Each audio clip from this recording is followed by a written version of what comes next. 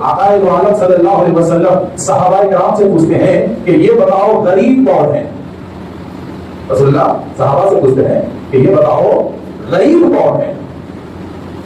تو ہر کسی نے دنیاوی اعتبار سے بتایا کہ جس کے پاس گھر نہ ہو مال نہ ہو وہ غریب ہے، فلاں فلاں چیزیں بتائیں.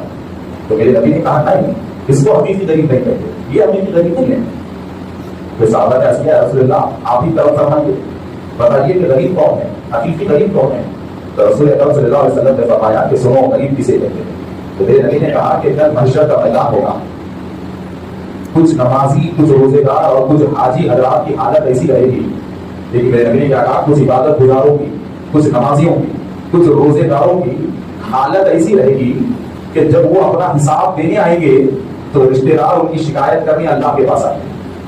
اور نمازیوں کی شکایت کرنے کے لیے اللہ کے پاس ٹھہرے رہیں گے، اور ان کے پڑوسی اور ان کے رشتے دار شکایت کرتے رہیں گے. پڑوسی آئے گا شکایت کرے گا کہ اللہ یہ نمازی، یہ روزے دار، یہ حاجی میرے پڑوس میں رہتا تھا مگر مجھے بڑی تکلیف دیتا تھا، اس کے شر سے ہم محفوظ نہیں تھے، آج ہمیں اس کا بدلہ چاہیے. تو پھر محشر میں کیا بدلہ ملے گا؟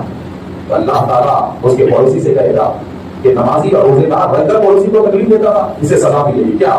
تو اللہ اعلان کرے گا کہ اس نمازی اور اس حاجی کے نیکیوں کو کٹ کیا جائے اور اس کی نیکیاں اس کے پڑوسی کو دے دو. تو جتنے پڑوسیوں کو یہ تکلیف دیا تھا یہ بیچارہ نمازی، تو سارے پڑوسیوں میں اس کی نیکیاں تقسیم ہو جائیں گی.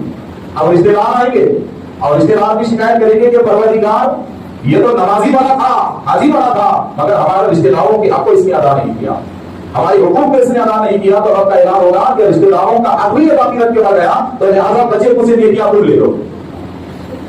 اب یہ ہوگا کیا؟ حالت ایسی ہو جائے گی کہ پڑوسیوں کی شکایت، دوستوں کی شکایت، رشتے داروں کی شکایت، عزیزوں کی شکایت، خاندان والوں کی شکایت سے اس نیک اور عابد بندے کے سارے نیکیاں ختم ہو جائیں گے، اب کچھ نہیں بچے گا، مگر شکایتیں ابھی باقی رہے گی. تکلیفیں جس کو دیا تھا وہ سارے لوگ تکلیفیں بیان کریں گے تو اللہ ان کو دے گا کیا؟ تو رب کہے گا کہ اب اس نمازی، اس روزے دار کے پاس کچھ نیکیاں نہیں بچے، تو ایک کام کرو، جس کو اس نے ستایا تھا اس کے سارے گناہ اس کو منتقل کرو، جو کہ کچھ نہ کچھ بدلا تو چاہیے.